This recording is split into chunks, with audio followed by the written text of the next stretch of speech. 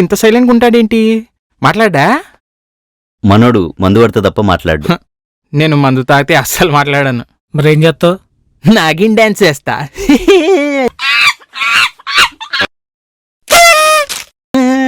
రేయ్, లంచ్కి ఏమన్నామంటారు? అదేట్రా అలా అడుగుతావు? మన రూమ్కి ఎవరన్నా గెస్ట్లు వస్తే మన కూరగాయలు తింటామా? ఏ చికెనో మటనో ఏ తలకైనా పర్లేదు. చూసావా? ఉమ్, అంటే మా సూర్యగారి దగ్గర డబ్బులు లేవంటారా పాపం. ఎట్లా కనిపిస్తున్నాంరా నీకు? అంటే ఈ సూరిగాడు ఇన్ని రోజులు పైసలు పంపిస్తేనే చికెన్ మటన్ తెచ్చుకున్నాం ఆ రూమ్ లో. అయినా రాక రాక మనోడు హైదరాబాద్ వచ్చిండు. మనం దగ్గర పైసలు ఎట్లా తీసుకుంటాం అనుకున్నావు? అదే కదా